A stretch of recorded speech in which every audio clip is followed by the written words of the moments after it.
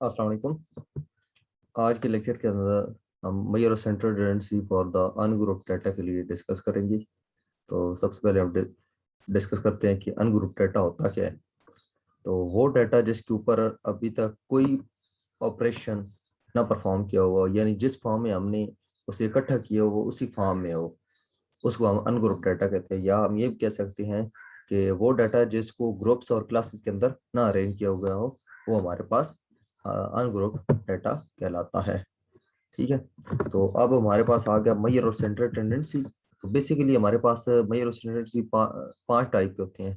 तो first one is arithmetic mean, second one is geometric mean, third one is harmonic mean, fourth is median and fifth is mod. तो सबसे पहले हम discuss करते हैं arithmetic mean क्या होता है। अर्थमेटिक मीन हमारे पास डिफाइंड होता है sum of all observation dividing by their number. Means जितनी हमारे पास डाटा के अंदर ऑब्जर्वेशन वैल्यूज दी गई हैं उन सबको हमने सम करना है और डिवाइड उनके नंबर की तादाद से तकसीम कर देना है।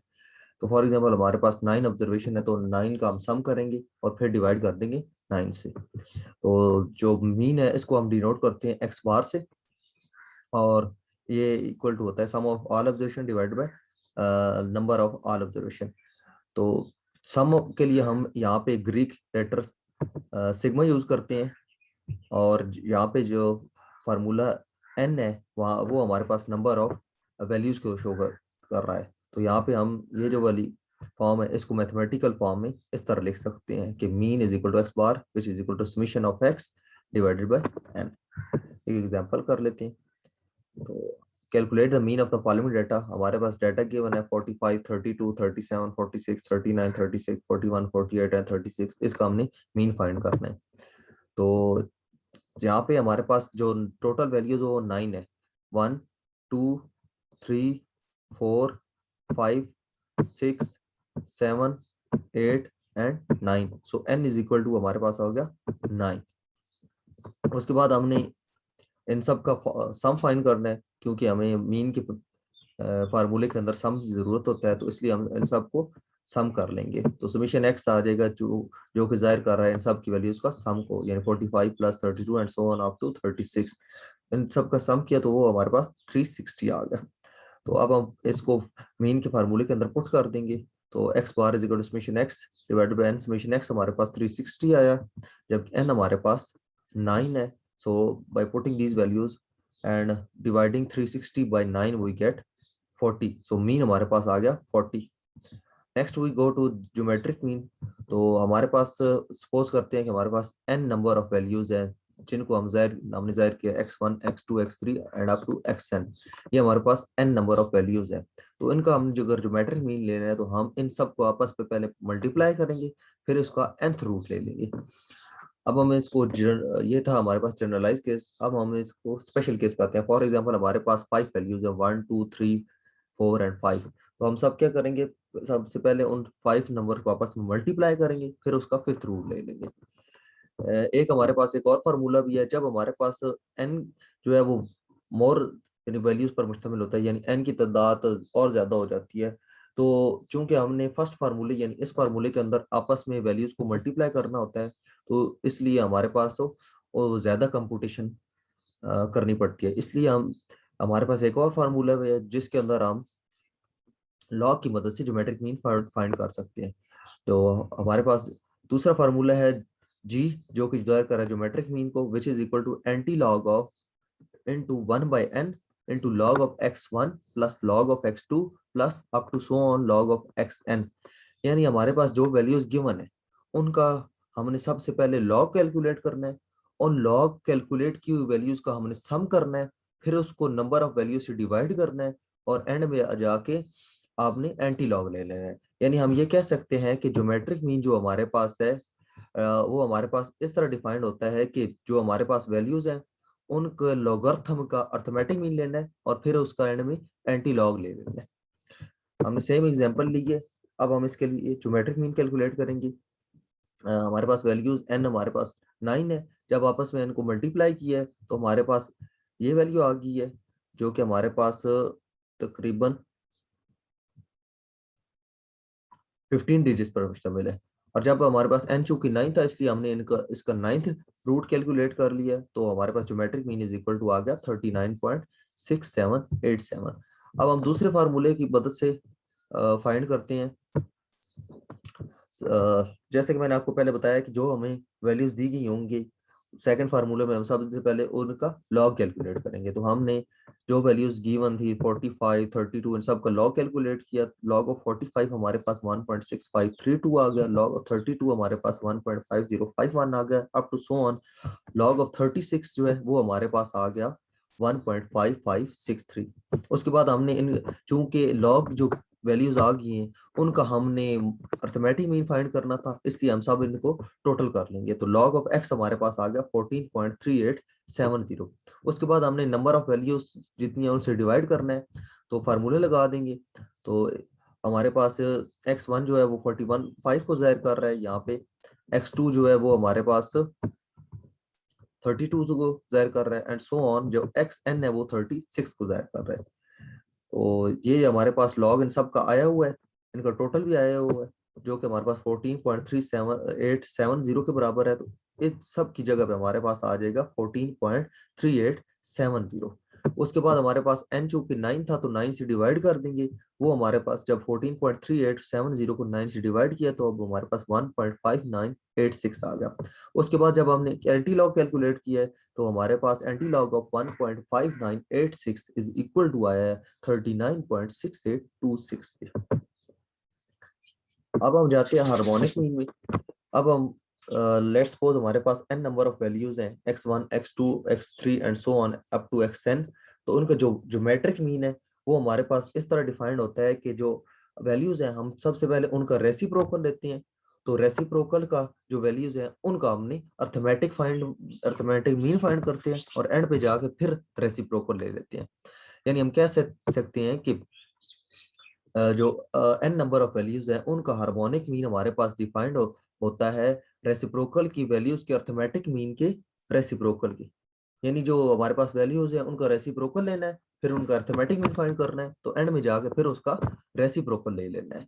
तो हम इसको इस तरह जाहिर करते हैं कि यानी हमारे पास जो नंबर ऑफ वैल्यूज है वो ऊपर आ जाएंगी और डिवाइड हम कर देंगे अल्टरनेटिंग वैल्यूज से, यानी 1/x से। यहाँ पे x जो है वो शो कर रहा है जो भी वैल्यू होगी, यानी हमने सबसे पहले जो वैल्यू गिवन है उसका रेसिप्रोकल लेंगे, यानी 1/x की फॉर्म में उसको लिखेंगे और फिर उनका सम कर लेंगे। और यहाँ पे हमारे पास कंडीशन ये है कि जो x है वो हमारे पास जीरो नहीं होना चाहिए, कोई भी वैल्यू हमारे पास जीरो नहीं होनी चाहिए, क्योंकि अदरवाइज हमारे पास इन्फिनिटी का केस अकर कर जाएगा। सेम एग्जांपल के लिए हम अब ज्योमेट्रिक हार्मोनिक मीन कैलकुलेट करते हैं। एज वी नो हमारे पास n की वैल्यू 9 ही है, तो सबसे पहले हम उसके रेसिप्रोकल लेते हैं, यानी जो भी वैल्यू है उसको 1/x की फॉर्म में कैलकुलेट करते हैं। x हमारे पास 45 था तो 1/x यानी x की जगह पे 45 आया तो हमारे पास 0.0222 आ गया। नेक्स्ट हमारे पास x 32 था तो 1/32 हमारे पास 0.0313 एंड सो ऑन। इसी तरह हम 1/x कैलकुलेट करते रहेंगे। तो 36 हमारे पास आ गया 1/36 0.0278। उसके बाद हमने चूंकि फार्मूले के अंदर इन सब का सम हमें चाहिए था तो इसलिए हम इन सब को सम कर लेंगे। ये नीचे जो डिवाइड में हुए इन सब का सम है, यानी रेसिप्रोकल की वैल्यूज का सम कैलकुलेट करना है। तो हमने ये जो वैल्यू सब का रेसिप्रोकल इनको सम कर लेंगे। तो एंड में हमारे पास समीशन ऑफ 1/x जो है वो हमारे पास आ गया 0.02286। उसके बाद हार्मोनिक मीन के फार्मूले में पुट कर देंगे। n हमारे पास 9 है और इन सब का जो टोटल है रेसिप्रोकल को वैल्यूज का वो हमारे पास 0.2286 है, वो कैलकुलेट करेंगे। उसके बाद हम 9 को 0.2286 से डिवाइड करेंगे तो हार्मोनिक मीन हमारे पास 39.3701 आ गया। अब हमने चूंकि ये सारी वैल्यूज कैलकुलेट कर ली हैं, यानी अर्थमेटिक मीन, ज्योमेट्रिक मीन और हार्मोनिक मीन, तो अब हम इनके दरमियान कुछ रिलेशंस हैं उनको डिस्कस करते हैं। तो हार्मोनिक मीन, अर्थमेटिक मीन और ज्योमेट्रिक मीन के दरमियान हमारे पास दो रिलेशंस हैं। जो फर्स्ट वन है कि जो अर्थमेटिक मीन है वो ग्रेटर देन और इक्वल टू होता है ज्योमेट्रिक मीन के, और ज्योमेट्रिक मीन जो है वो हमारे पास ग्रेटर देन और इक्वल टू होता है हार्मोनिक मीन के। बेसिकली ये हमारे पास ग्रेटर देन ही होता है, इक्वल का केस उसी वक्त में आता है जब हमारे पास तमाम वैल्यूज सेम हो। फॉर एग्जांपल हमारे पास 10 वैल्यूज गिवन है, यानी 5 5 5 5 5 5 5 5 एंड 5 5, यानी 10 वैल्यू जो 10 की 10 5 है, तब हमारे पास अर्थमेटिक मीन ज्योमेट्रिक मीन के इक्वल आएगा और ज्योमेट्रिक मीन जो है वो हार्मोनिक मीन के इक्वल आ जाएगा। अगर तमाम वैल्यूज नेगेटिव होंगी तब हमारे पास ये वाला केस अकर कर जाएगा, यानी अर्थमेटिक मीन लेस देन और इक्वल टू हो जाएगा ज्योमेट्रिक मीन से, और ज्योमेट्रिक मीन हमारे पास लेस देन और इक्वल टू हो जाएगा हार्मोनिक मीन से। अगर तमाम वैल्यूज नेगेटिव होंगी तब हमारे पास ये वाला केस एग्जिस्ट कर जाएगा। दूसरा हमारे पास इनके दरमियान रिलेशनशिप ये होता है कि ज्योमेट्रिक मीन का जो स्क्वायर है वो इज इक्वल टू होता है is equal to product of arithmetic mean and harmonic mean. यानी हमारे पास जो ज्योमेट्रिक मीन का आंसर है अगर उसका हम स्क्वायर कैलकुलेट करें वो हमारे पास अर्थमेटिक मीन और हार्मोनिक मीन के प्रोडक्ट के इक्वल हो जाएगा। नेक्स्ट हम जाते हैं मीडियन पे। तो मीडियन हमारे पास डिफाइंड होता है, यानी मीडियन से मुराद हमारे पास एक ऐसी वैल्यू होती है जो कि एक ऑर्डर डेटा सेट को हमारे पास दो इक्वल पार्ट्स के अंदर डिवाइड कर देती है। यानी सबसे पहले हमारे पास जो डाटा होता है उसको हमने ऑर्डर फॉर्म में लिखना होता है, यानी या तो असेंडिंग ऑर्डर में लिखना होता है या डिसेंडिंग ऑर्डर में लिखना है। उसके बाद हमने उसका मीडियन कैलकुलेट करना है। तो जो मीडियन है वो हमारे पास ऑर्डर्ड फॉर्म वाले डाटा को दो इक्वल पार्ट्स में डिवाइड कर देती है, यानी जो 50% डाटा है वो उस मीडियन से पहले आ जाता है और 50% डाटा उस मीडियन के बाद वाली वैल्यूज कंटेन करती हैं। तो मीडियन हमारे पास दो मीडियन के लिए हमारे पास दो फार्मूले यूज होते हैं, एक होता है ऑड नंबर ऑफ वैल्यूज के लिए, दूसरा होता है इवन नंबर ऑफ वैल्यूज के लिए।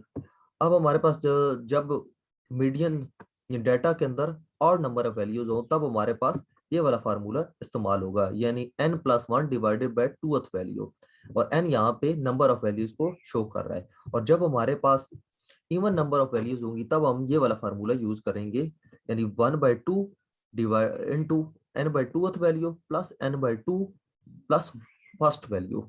यानी यहाँ पे जो n है वो नंबर ऑफ वैल्यूज को डिवाइड जाहिर कर रहा है, ये n को हमने 2 से डिवाइड करना है, उस पे जो वैल्यू आएगी वो और उससे अगली जो वैल्यू उन दोनों का हमने सम करना है और उसको 2 से डिवाइड कर देना है।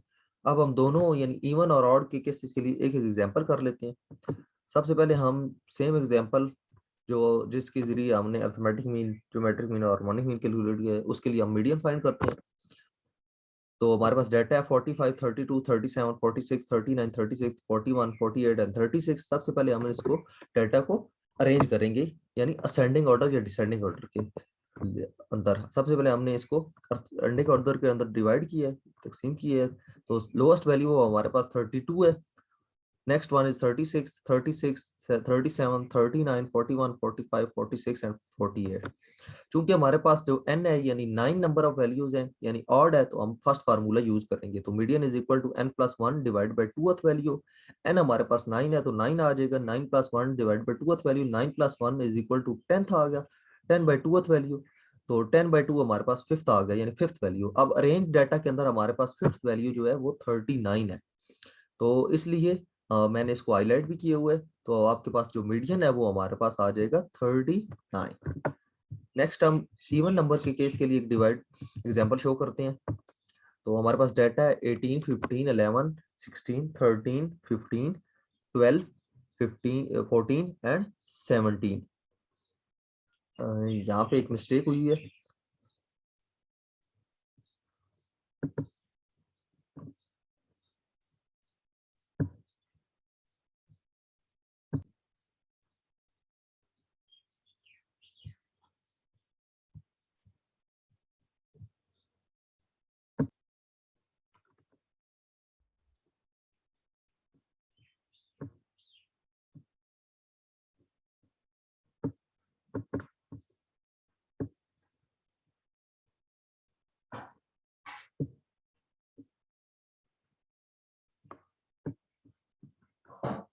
यहाँ पे एग्जांपल के अंदर एक मिस्टेक है कि 15 2 टाइम्स लिखा हुआ है, ये हमारे पास माना, अदरवाइज ये केस भी हमारे पास हो इव ऑड नंबर ऑफ वैल्यूज के लिए आ जाएगा। तो इसलिए इसको इनमें से एक 15 को आप एक्सक्लूड कर दें।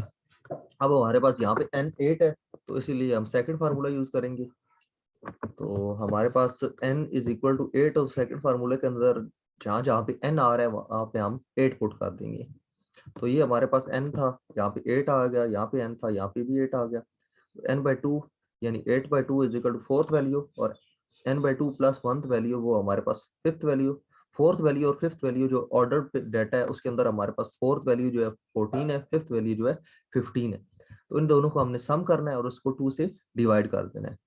तो फोर्थ वैल्यू 14 है, फिफ्थ वैल्यू जो हमारे पास है वो 15 है। इन दोनों को हमने सम किया तो इनका सम हमारे पास 29 आ गया। उसको जब हमने 2 से डिवाइड किया तो उस वो हमारे पास 14.5 आ गया। तो ये जो एग्जांपल है, ये डाटा है, इसके लिए हमारे पास जो मीडियन है वो 14.5 आ गया। अब हमारे पास मॉड है, तो मॉड हमारे पास जो डिफाइंड होता है वो हमारे पास वो वाली वैल्यू होती है जो कि डाटा के अंदर सबसे ज्यादा टाइम्स अकर करती है। फॉर एग्जांपल हमारे पास डाटा है 1 2 2 3 एंड 4।